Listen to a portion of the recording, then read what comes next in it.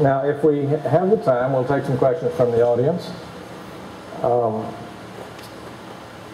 So what that amounts to is, if you feel strongly, write your question down. If you don't hear it asked here tonight, well then we will take those up and ask a few of them.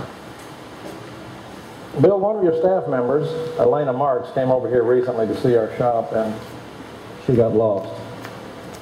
She apologized later, and I said, I understand, you're a Democrat. She said, you know, I did take a left on West Little York instead of turning right. Thank you, Elena, that was good. I knew you were going to get mileage out of it, Larry. Bill, something I really like about you is your hair. Rick Perry's hair is so irritating. And although we've met a couple of times, Mr. White and I are not friends, and we don't know each other. And after the questions I'm going to ask tonight, we'll never be friends. As a Republican, I'm not a Perry basher. Like any incumbent, he's made mistakes. He's also done a lot of good for Texas, and he's a dedicated conservative who stood up to Washington. Perhaps, unfortunately, our state and country are divided along partisan lines.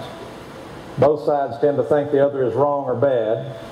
We Republicans blame Democrats for the debt, high taxes, and whatever else we don't like about government. Republicans want fiscal responsibility, limited government, and lower taxes. We think that will create jobs. We dream of no deficit spending and reducing the national debt. We don't think people should spend more than they have, and we don't think government should either. We don't support moving toward socialism. We want to encourage self-reliance and independence, and we think people can decide how to use their own money better than government can decide how to use their money. We think it's better to teach a person to fish than to give him a fish, and we Republicans believe Democrats don't think this way. I'm a Republican, but I'm not really completely happy with my party these days.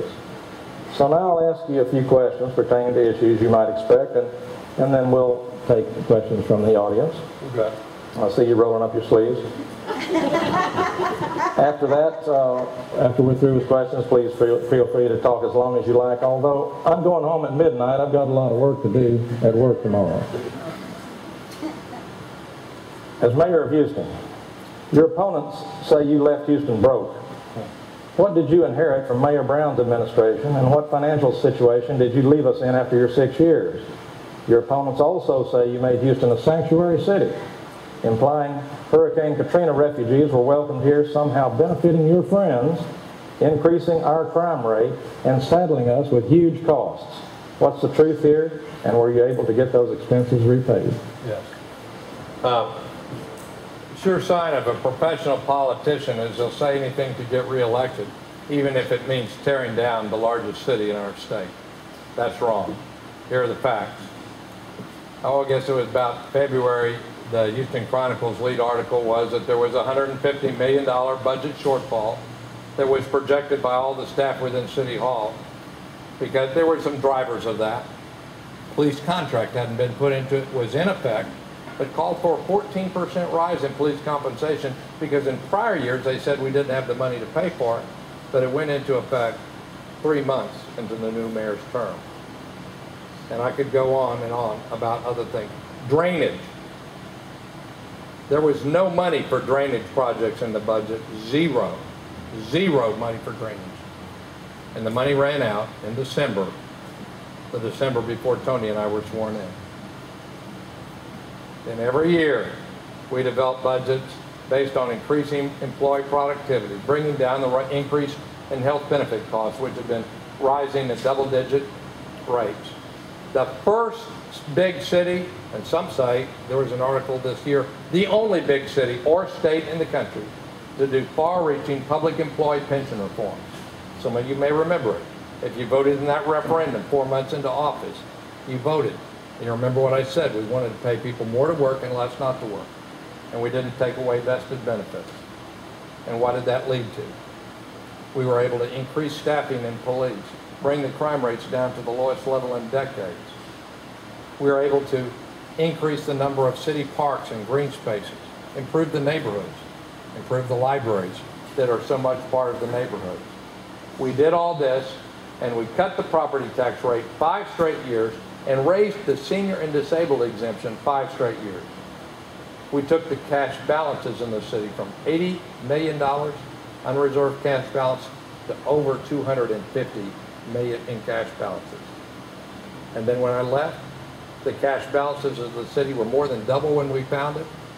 And even at the end of the fiscal year that it just ended last June, they were double what we found it. And you know what that means? It means that the city of Houston was the only big city in the United States of America because we planned ahead, because we built up cash reserves and we were disciplined on costs and started cutting costs in October 2008.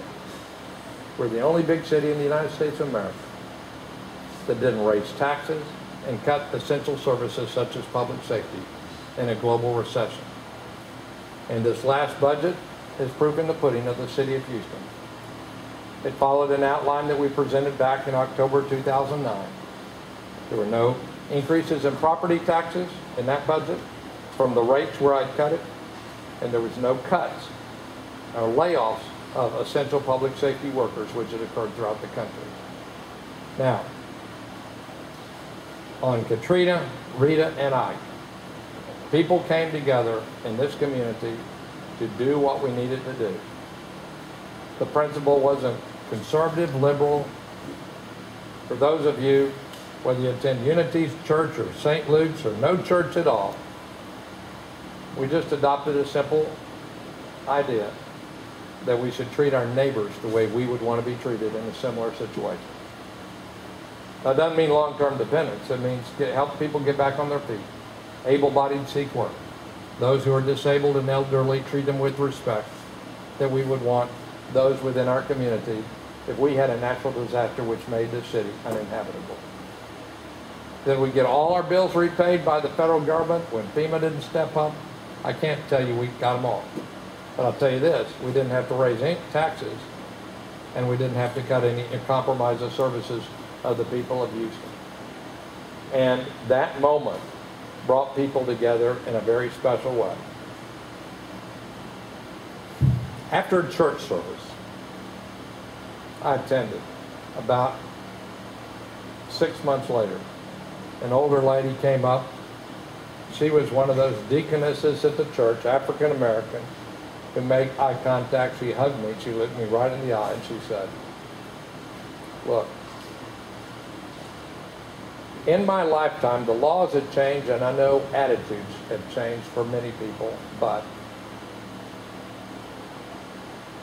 I didn't know whether deep down in their heart, people had really changed to see what we have in common." Then I looked around, and there were people, African American. She didn't use African American, but she used an older word,